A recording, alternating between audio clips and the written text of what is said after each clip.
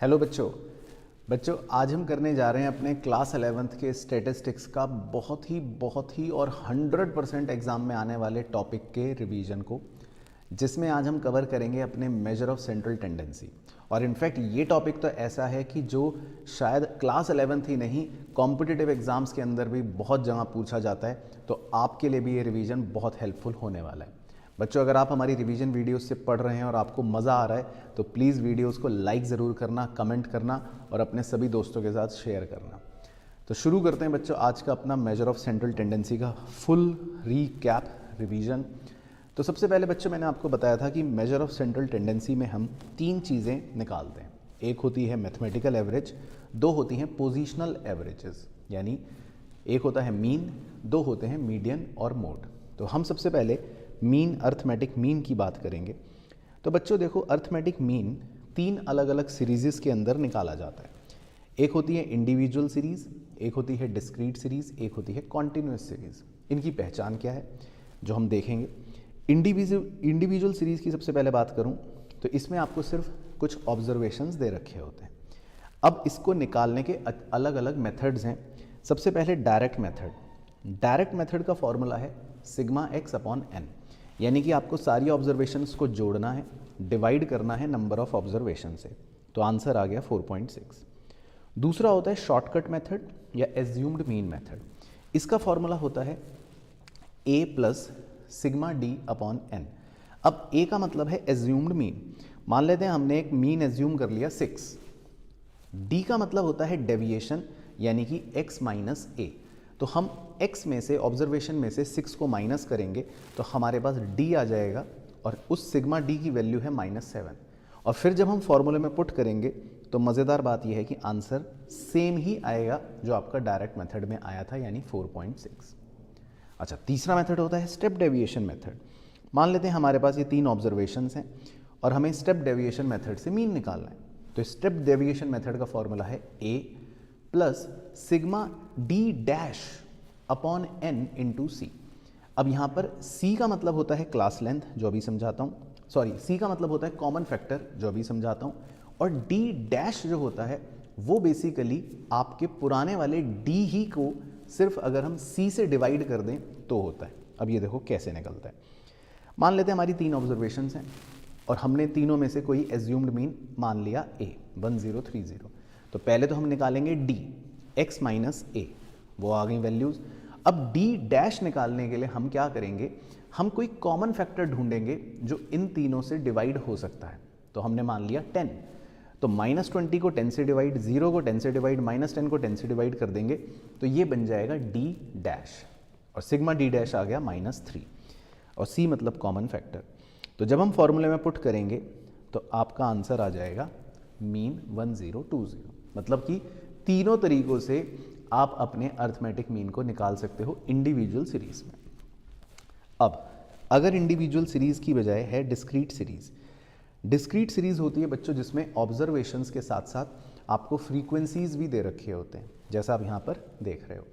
तो direct method का formula है sigma F x upon sigma F, यानी कि आपको सिग्मा एफ एक्स निकालना है तो एफ और एक्स को मल्टीप्लाई करना पड़ेगा और उस कॉलम को टोटल करना पड़ेगा, जो आ रहा है 3500।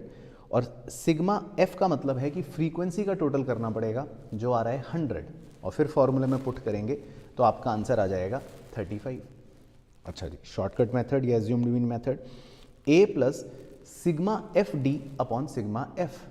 तो अब इसमें क्योंकि एफ डी आ रहा है तो आपको एफ और डी को मल्टीप्लाई करना पड़ेगा, और डी कैसे निकालते हैं वो मैंने आपको सिखाई दिया, सेम फॉर्मूला x माइनस ए। तो f और d को मल्टीप्लाई करोगे और उसका टोटल करोगे तो आ जाएगा लास्ट कॉलम 500।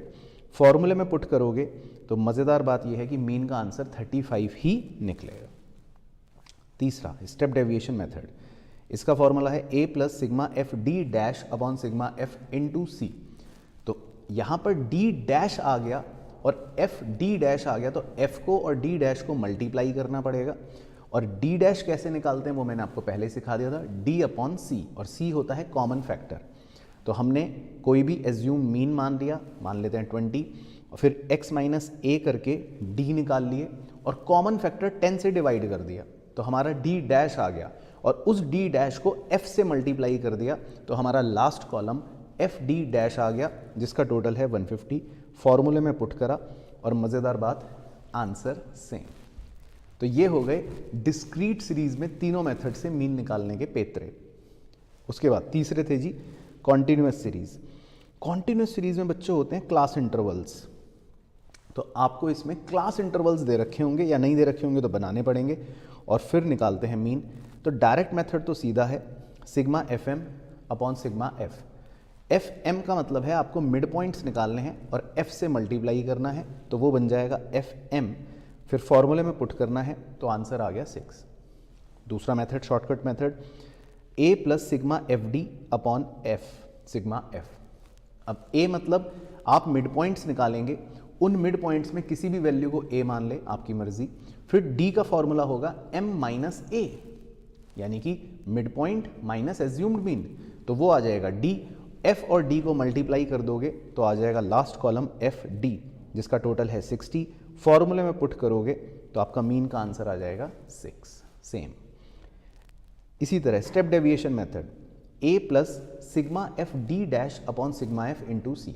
अब यहाँ पे एफ डी डैश सेम कहानी, कैसे निकलेगा, पहले आप मिड पॉइंट्स निकालोगे, उसमें से किसी को एज्यूम्ड मीन मान लोगे, फिर आप डी निकालोगे एम माइनस ए, फिर डी डैश निकालोगे यानी किसी कॉमन फैक्टर से डिवाइड करोगे। हमने यहाँ कॉमन फैक्टर लिया है 4, तो डी डैश आ गया। फिर डी डैश को एफ से मल्टीप्लाई करोगे तो लास्ट कॉलम आ गया, टोटल आ रहा है -15। लेकिन मज़ेदार बात देखना, फॉर्मूले में पुट करेंगे और सॉल्व करेंगे तो आंसर वही निकलेगा मीन का 6। तो ये पेतरे हो गए कॉन्टिन्यूस सीरीज में मीन को निकालने के। तो क्लियर हो गई कहानी। फिर मैंने कुछ स्पेशल केसेस भी करवाए थे मीन के अंदर, कि अगर ओपन एंड क्लास है तो उसके अंदर आपको क्या करना है कि उसको नॉर्मल क्लास में कन्वर्ट करना है, बाकी सारे स्टेप्स फिर सेम रहेंगे। इसी तरह अगर क्यूमुलेटिव फ्रीक्वेंसी डिस्ट्रीब्यूशन दे रखी है तो उसको भी आपको नॉर्मल क्लास इंटरवल में कन्वर्ट करना है, फिर सारे स्टेप सेम रहेंगे। मिड वैल्यूज गिवन है, फिर तो मज़े आ गए, फिर तो सॉल्व कर दोगे डायरेक्टली, क्योंकि m दे रखा है ऑलरेडी। इंक्लूसिव सीरीज दे रखी है, यानी कि इस तरह की, तो आपको कुछ एक्स्ट्रा करने की ज़रूरत नहीं है, आप इसी से मिड पॉइंट निकाल के इसी से अपना सॉल्व कर दोगे। अनइक्वल क्लास दे रखे हैं इंटरवल्स, तो भी आपको कुछ कन्वर्ट करने की ज़रूरत नहीं है, सीधा इन्हीं से मिड पॉइंट्स निकाल दोगे और सॉल्व कर दोगे जो भी आपको स्टेप्स दे रखे हैं। तो ये हो गए बच्चों हमारे मीन निकालने के टोटलिटी में हर तरह की सीरीज़ में जो आपसे पूछे जा सकते हैं। फिर उसके बाद हमने लिखी थी प्रॉपर्टीज़। तो देखो प्रॉपर्टीज़ क्या थी मीन की। प्रॉपर्टीज़ पहली थी कि sum of deviation from mean is always 0, यानी कि अगर आप ऑब्जर्वेशंस जो हैं उनको मीन से माइनस करेंगे और फिर उन डेविएशंस का सम करेंगे तो वो हमेशा 0 आएगा, ये मतलब है। तो ये मैंने आपको प्रूफ करके दिखाया था। दूसरी प्रॉपर्टी थी कि अगर आप डेविएशंस का स्क्वायर का सम करेंगे तो वो 0 नहीं होगा, लेकिन वो सबसे कम होगा, मतलब कि लीस्ट होगा। तो ये थ्योरेटिकल प्रॉपर्टी है जो याद रखनी है, जिसका मैंने डेमो भी दिया था कि अगर हम सारे ऑब्जर्वेशन से पहले मीन निकालें, फिर मीन की डेविएशंस फाइंड करके उनका स्क्वायर कर दें, तो जो हमारा टोटल आ रहा है वो 10 आ रहा है जब हमने मीन से स्क्वायर्स का सम निकाला, जबकि किसी और नंबर से जब हमने डेविएशंस के स्क्वायर का सम निकाला तो 30 आ रहा है, जो ज़्यादा है। तो ये इसकी प्रॉपर्टी होती है कि मीन के डेविएशंस के स्क्वायर्स का सम लीस्ट होगा। तीसरी प्रॉपर्टी आपको सिखाई थी कि मीन जो है वो चेंज इन ऑरिजिन से अफेक्ट होता है, यानी कि अगर आप सारी ऑब्जर्वेशन में कुछ जोड़ दोगे, कुछ घटा दोगे, तो फिर मीन का आंसर भी चेंज हो जाएगा। ऑब्वियसली मैंने आपको ये दिखाया था। इसी तरह arithmetic mean change in scale से भी अफेक्ट होता है, यानी कि अगर आप सारी ऑब्जर्वेशन में कुछ मल्टीप्लाई कर दोगे या सारी ऑब्जर्वेशन से कुछ डिवाइड कर दोगे तो फिर मीन का आंसर भी चेंज हो जाएगा, जैसे यहाँ पर आपको दिखाया था। इसके अलावा अगर सारी ऑब्जर्वेशंस के हैं तो फिर अर्थमेटिक मीन भी के होगा, यानी हमने एग्जाम्पल करा था 7 7 7 7 7, तो इसका अर्थमेटिक मीन क्या आएगा 7। और लास्ट प्रॉपर्टी कंबाइंड मीन, ये निकालने को आ सकता है एग्जाम में। आपको 2 ग्रुप्स दे रखे होंगे, दोनों के अलग मीन्स होंगे और कहेगा कंबाइंड मीन निकालो, तो ये फॉर्मूला हमें इस्तेमाल करना है, n1 into x1 bar plus n2 into x2 bar whole divided by n1 plus n2। तो दोनों अलग अलग ग्रुप्स के नंबर, दोनों अलग अलग ग्रुप्स के मीन्स, और इस फॉर्मूले को लगाकर हम निकाल लेंगे कंबाइंड मीन। तो ये हो गया मीन का कार्यक्रम। अब चलते हैं आगे पोजीशनल एवरेज में, जिसमें पहले हम करते हैं मीडियन। मीडियन बच्चों बहुत ही सिंपल चीज़ होती है। मीडियन क्या करता है कि भाई आप अगर सारों ऑब्जर्वेशन को असेंडिंग ऑर्डर में या डिसेंडिंग ऑर्डर किसी में भी लगा दो, तो जो सबसे बीच में ऑब्जर्वेशन आ रही है उसको मीडियन बोल देते हैं। तो ये एक पोजीशनल एवरेज हो गई। बाकी इसको निकालना कैसे? इंडिविजुअल सीरीज में वेरी सिंपल, सबसे पहले असेंडिंग ऑर्डर में सारे ऑब्जर्वेशंस को लगाओ, ये स्टेप 1 याद रखना है। फिर फॉर्मूला है n+1/2th आइटम, n में ऑब्जर्वेशन गिन के डाल दो, ये आ गया 4.5th आइटम। अब कई बार बच्चा सोचता है ये आंसर है मीडियन का, नहीं, 4.5th आइटम का मतलब होता है 4th आइटम और 5th आइटम के बीच का। अब हमारे ऑब्जर्वेशंस में 4th आइटम क्या दे रखा है, देखो ऊपर का, देखो 4th आइटम कौन है, 5, और 5th आइटम कौन है, 6। तो हमें इन दोनों के बीच का ऑब्जर्वेशन लेना है, तो हम इन दोनों को जोड़कर डिवाइड बाय 2 कर सकते हैं, तो हमारा आंसर आ जाएगा 5.5। तो दैट इज मीडियन। इसी तरह हमने एक एग्जांपल और करा था, तो मीडियन इंडिविजुअल सीरीज में इस तरह से निकलता है। अब होता है डिस्क्रीट सीरीज, जिसमें फ्रीक्वेंसी भी दे रखी होगी। तो इसमें आपको पहले एक कॉलम ऐड करना है, खुद बनाना है क्यूमुलेटिव फ्रीक्वेंसी का। अब क्यूमुलेटिव फ्रीक्वेंसी कैसे निकालते हैं वो तो आपको पता ही है कि फ्रीक्वेंसीज को जोड़ते रहेंगे, लेकिन यहाँ पर मीडियन कैसे निकालते हैं? पहला फॉर्मूला तो वही, step same, n+1/2th item. n मतलब टोटल फ्रीक्वेंसी यानी 99 + 1/2th आइटम। अब बच्चे सोचते हैं कि भाई 50 आ गया, ये आंसर आ गया, हा, गलत हो जाएगा, ये 50 आंसर नहीं है। 50th आइटम ये है, हमें चेक करना पड़ता है कि भाई किस क्यूमुलेटिव फ्रीक्वेंसी में 50th आइटम लाई करेगा। लाई का मतलब है कि कौन सी क्यूमुलेटिव फ्रीक्वेंसी में जाकर 50 उससे छोटा बन रहा है। तो जैसे हमने यहाँ पर क्यूमुलेटिव फ्रीक्वेंसीज निकाल रखी हैं, 2 उसमें लाई नहीं करेगा, 10 उसमें लाई नहीं करेगा, 26 उसमें लाई नहीं करेगा, 52 में आकर लाई कर जाएगा, क्योंकि 52 से छोटा है। तो उस 52 के आगे जो ऑब्जर्वेशन है वो हमारा आंसर होती है। तो आपका हाथ का निशान कहाँ बना हुआ है? 40 पर। तो हमारे मीडियन का आंसर है जी 40। ठीक है, उसके बाद अब आते हैं कॉन्टिन्यूस सीरीज पर। कॉन्टिन्यूस सीरीज में आपको क्लास इंटरवल दे रखे होंगे, फ्रीक्वेंसी, तो इसमें भी आपको क्यूमुलेटिव फ्रीक्वेंसी पहले खुद बनाना है। अब यहाँ फॉर्मूले में हल्का सा ट्विस्ट है, यहाँ हम चेक करते हैं n/2th आइटम, n+1 नहीं करते, n/2th आइटम, वो आया 16th आइटम। तो फिर से 16th आइटम को चेक करते हैं कौन सी क्यूमुलेटिव फ्रीक्वेंसी में लाई करेगा। तो जिसमें भी वो लाई करेगा, जैसे हमारे एग्जांपल में वो 20 में लाई कर रहा है, तो उसके सामने जो क्लास इंटरवल है वो बन जाएगी मीडियन क्लास। ध्यान रखना, क्या बन जाएगी? Median class. अभी मीडियन का आंसर नहीं आया, मीडियन क्लास आई है 20 to 30। इसका मतलब मीडियन का आंसर 20 और 30 के बीच में होगा, कुछ भी हो सकता है, लेकिन 20 और 30 के बीच में होगा। अब मीडियन का फॉर्मूला क्या है? ये याद रखना है, L + n/2 - CF upon F × I। L मतलब लोअर लिमिट 20, CF मतलब जो भी लिमिट, जो भी हमारी क्लास इंटरवल है उससे पहले वाली, प्रीवियस वाली CF लेनी है, वो है 10। F मतलब फ्रीक्वेंसी कितनी है, वो है 10, और इत्तेफाक से क्लास लेंथ यानी कि जो क्लास इंटरवल का गैप है वो भी कितना है, 10। फॉर्मूले में पुट करेंगे तो मीडियन आ जाएगा 26। तो कॉन्टिन्यूस सीरीज में थोड़ा मीडियन ध्यान से निकालना। और फिर चलते हैं जी आखिरी मोड की कहानी पर। तो मोड तो सबसे आसान है, इसका तो एक ही क्वेश्चन आता है जो अभी बताऊंगा कौन सा। इंडिविजुअल सीरीज में मोड निकालने को आएगा नहीं, क्योंकि मोड का मतलब होता है हाईएस्ट ऑब्जर्वेशन कौन सी रिपीट हो रही है। तो इंडिविजुअल सीरीज में जो भी नंबर सबसे ज़्यादा बार रिपीट हो रहा है वो आंसर हो गया। तो हमारी इसमें ऑब्जर्वेशन में 3 सबसे ज़्यादा बार रिपीट हो रहा था, तो 3 मोड हो गया।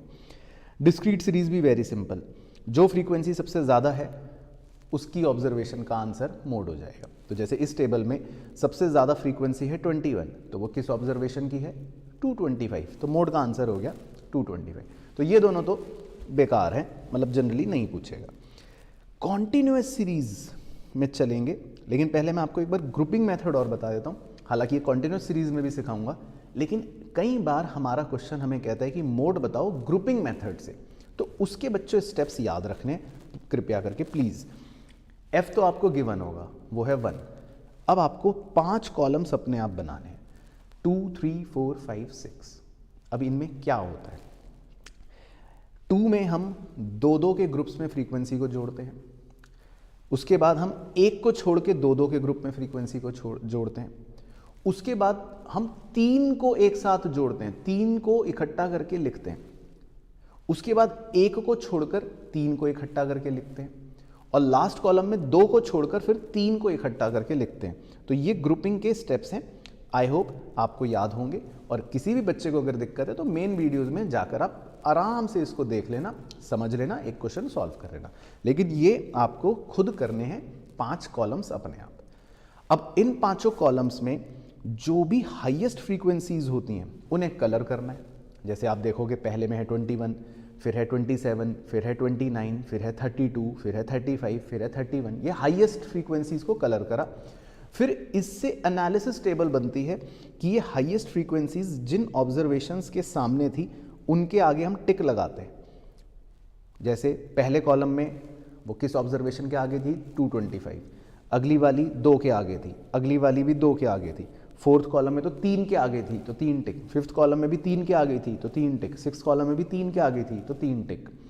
फिर सारे ऑब्जर्वेशंस के इन टिक्स का टोटल करते हैं, और जिसका भी टोटल सबसे ज़्यादा होगा टिक का, जैसे यहाँ पे टिक का टोटल 6 सबसे ज़्यादा किसका है, 225 का, तो मोड का आंसर होगा 225। तो ग्रुपिंग मेथड पे बच्चों कृपया फोकस करना, ये हमसे पूछ लेते हैं। बाकी कॉन्टिन्यूस सीरीज में भी हमारा स्टेप सेम रहता है। फ्रीक्वेंसीज, क्लास इंटरवल ये दे रखे होंगे, और क्वेश्चन कहेगा फाइंड मोड। तो पहला तो वही काम करना है, हाईएस्ट फ्रीक्वेंसी जो है उसके सामने जो भी क्लास इंटरवल है वो हमारी बन जाएगी मॉडल क्लास। तो ये तो हो गया पहचानने का तरीका। अब मोड निकालेंगे कैसे वो देख लो, फॉर्मूला बहुत इंपॉर्टेंट है। L plus F1 minus F0 divided by 2F1 minus F0 minus F2 into I। अब यहाँ पर F0, F1, F2 क्या है वो भी देख लो। F0 है प्रीवियस वाले की फ्रीक्वेंसी, F1 है मॉडल क्लास की फ्रीक्वेंसी, F2 है नेक्स्ट वाले की फ्रीक्वेंसी जो मार्क कर रखी है, L है लोअर लिमिट, और क्लास इंटरवल है I 10। अब इसमें लेकिन एक बहुत इंपॉर्टेंट चीज़ है जो मैंने मेन क्लास में भी करवाई है, वो आप ध्यान से देखना। अगर मान लो जो denominator 2F1 minus F0 minus F2 0 या नेगेटिव आ जाए तो फॉर्मूला बदल देना बच्चों, फॉर्मूला बदलना पड़ेगा। फॉर्मूला क्या बन जाएगा, फिर चेंज हो जाएगा, L plus F1 minus F0, फिर डिनोमिनेटर चेंज हो जाएगा। अब मॉड के अंदर F1 minus F0 plus mod के अंदर F1 माइनस F2 फिर इंटू आई। तो थोड़ा सा फॉर्मूला बदल जाएगा अगर आपका ओरिजिनल फॉर्मूले में डिनोमिनेटर 0 हो रहा है या नेगेटिव हो रहा है तो ये बात ध्यान रखना। ठीक है सर, तो मैंने इसका आपको क्वेश्चन भी करवाया था, और इस क्वेश्चन से आपको मोड भी निकलवा के सिखाया था। अब इसी तरह सेम काम ग्रुपिंग मेथड में भी हो सकता है, क्वेश्चन कह दे तो स्टेप सेम रहेंगे। पहला कॉलम F का, उसके बाद रिपीट करो मेरे साथ, बोलो 2-2 के ग्रुप में जोड़ने, फिर 1 छोड़ के 2-2 के ग्रुप में जोड़ने, फिर 3-3 के ग्रुप में जोड़ने, फिर 1 छोड़ के 3-3 के ग्रुप में जोड़ने, फिर लास्ट में 2 छोड़कर 3-3 के ग्रुप में जोड़ने। तो जैसा आप यहाँ पर देख रहे हो, फिर हाईएस्ट वाले को कलर करना है और एनालिसिस टेबल में टिक लगाने हैं जिन भी फ्रीक्वेंसी, जो भी फ्रीक्वेंसीज जिस क्लास इंटरवल के आगे थी, और फिर जिसमें सबसे ज़्यादा टिक होंगे वो क्लास इंटरवल बन जाएगा मॉडल क्लास। और मॉडल क्लास पता लगाने के बाद फार्मूला देखो सेम। अब इस क्वेश्चन में आपको अगर याद हो तो नीचे डिनोमिनेटर क्या आ गया था, नेगेटिव, तो ये फार्मूला इनवैलिड बन गया। तो अब हमें फार्मूला चेंज करना पड़ेगा, तो फिर हमने फार्मूले को बदल कर दूसरा फार्मूला लगाया, और फिर हमारा मोड का सही आंसर आया 36। ठीक है, तो कहानी क्लियर हो गई। तो देख लो अच्छे से, रिवाइज कर लेना, मीन, मीडियन, मोड, सारे फॉर्मूले, सारी परम्यूटेशन कॉम्बिनेशन जो इसमें पूछ सकता है। 2-3 क्वेश्चन कर लेना, लेकिन एग्जाम में आपके 6 नंबर तक की वेटेज इसमें अच्छे से पक्की हो जाएगी, और इसका क्वेश्चन शॉर्ट आएगा। वीडियो पसंद आई है तो लाइक, कमेंट, शेयर ज़रूर करना। बाकी मिलते हैं नेक्स्ट वीडियो में।